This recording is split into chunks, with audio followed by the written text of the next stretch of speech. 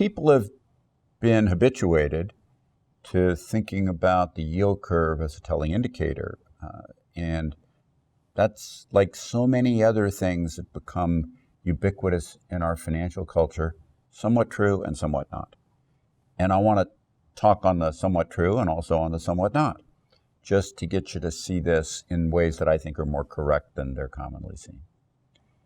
The traditional concept of the yield curve, as it's played in history, is that when it's gotten flat, that's a little scary, and when it's gotten, quote, inverted, meaning that short-term interest rates become higher than long-term interest rates, using the same apples-to-apples comparison of what the rates are about, then that actually has been bearish, leading to recession. And there's no question that history shows that to be true.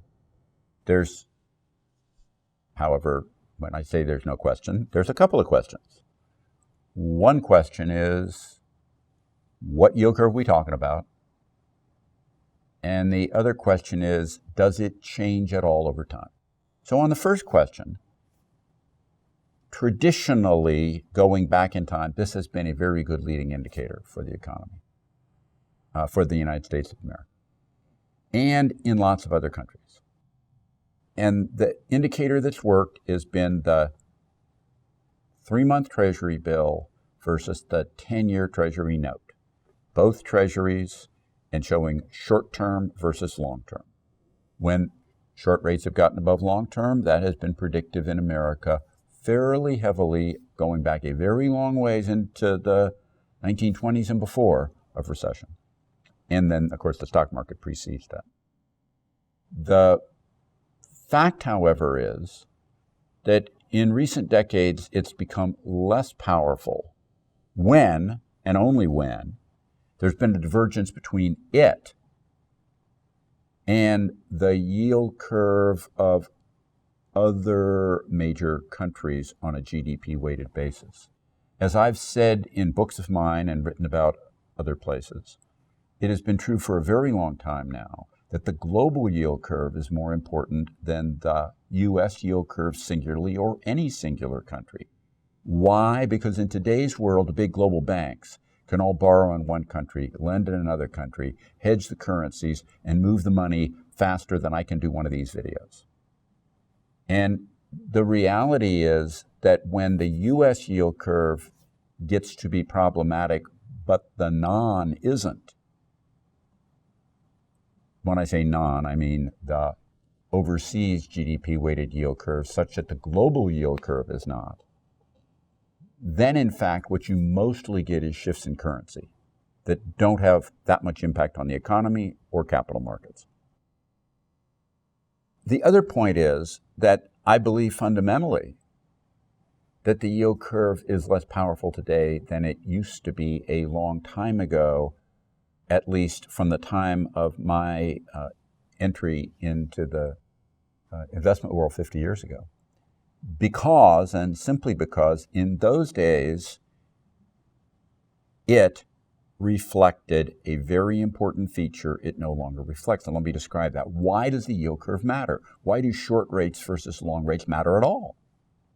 And the answer is because the traditional business of banking has been to take in short-term deposits, using them as the basis for long-term loans. And the spread is reflective of future bank profitability as they take in those deposits at a cost and lend them out at normally a higher interest rate for the long-term loans. When the yield curve flattens and then becomes inverted, their cost of borrowing has gone up relative to their revenue from lending, and they become much less prone to lend. And when lending gets hard to do for a borrower, and when I say a borrower, I'm not necessarily talking about you, corporations, businesses, but also consumers in aggregate, then that tends to make the economy tougher. It tends to cause recession. It tends to cause what you think of as tight money. It tends to cause businesses, for example, that need to borrow to finance their inventory to have to just pull back. Now, the reason it's different now than it used to be which is just singularly important in the United States of America, is that when I'm young in the business, time deposits for those short-term interest rate equivalent, the cost that banks had for getting money to use as a base for making those longer-term loans, was almost all time deposits. It was almost all things like savings accounts, certificates of deposit. They had to pay on them. The banks paid you to put the money there. Nowadays, and when I say that, of the lend base that banks had in those days, it was approximately, in those days, 70% of the lend base they had to pay for. Today, it's approximately 6% of the lend base that they have to pay for. All the rest of what's deposited in their banks that they use as the basis for making loans, they're not paying anything for. They're getting for free. So the yield curve is a little less important today in America than it used to be because the spread is less important. Their cost is close to zero now.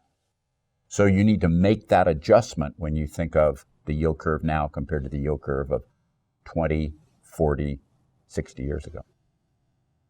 But then it's also true when we think of right now, forgetting about America, the land of the free and the home of the brave, that the foreign yield curve still remains more than adequately steep. There is a big spread between the U.S. yield curve and the non-U.S. yield curve.